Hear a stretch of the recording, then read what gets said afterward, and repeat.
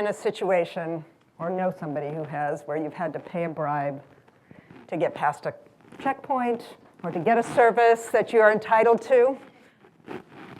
Yep, I'm not surprised. You only have to look at the red on this map to understand what the scale of the problem of corruption is. And corruption has very serious consequences. A 2015 survey of millennials by the UN and the World Economic Forum found that 72% thought that corruption held their country back.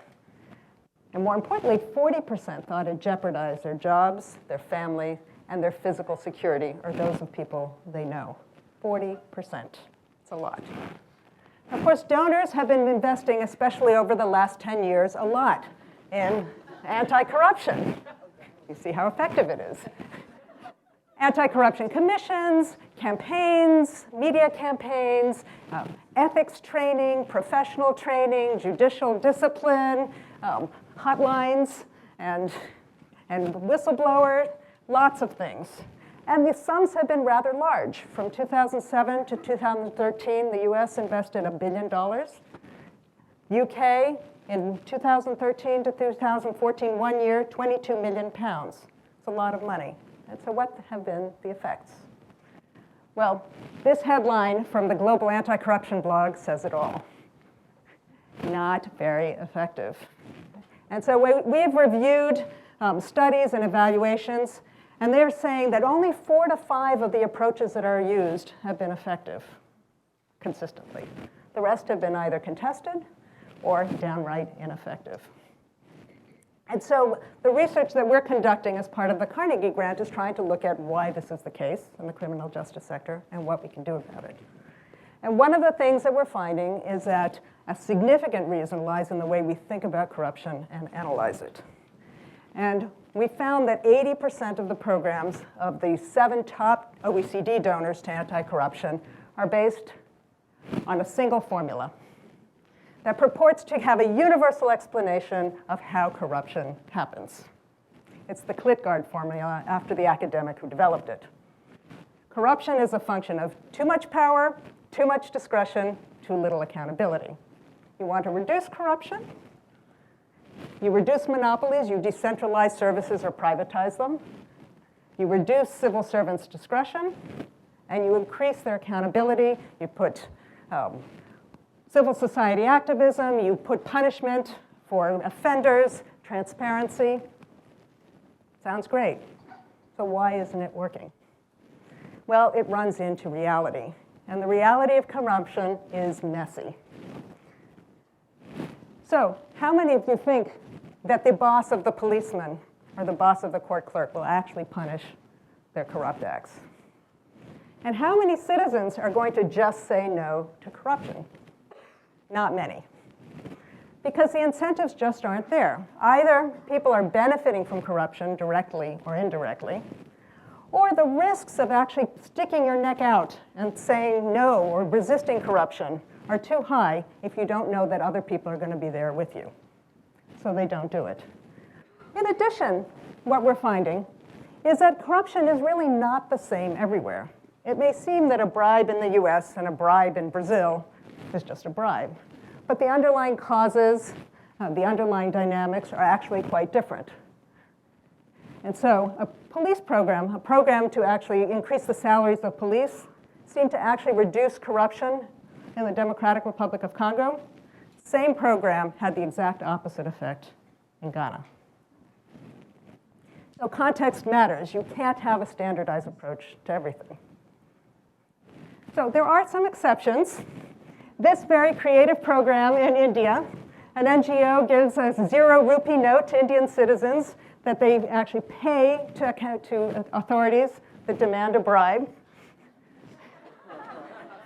It's brilliant, right? The act of payment reduces people's fear that they will have to confront an authority directly.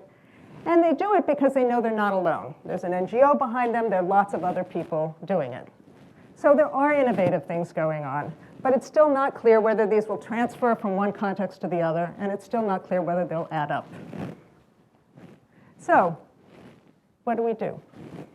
We're not saying that we should throw out this Klitgard formula. It's actually quite important to understand the enablers of corruption and to address them.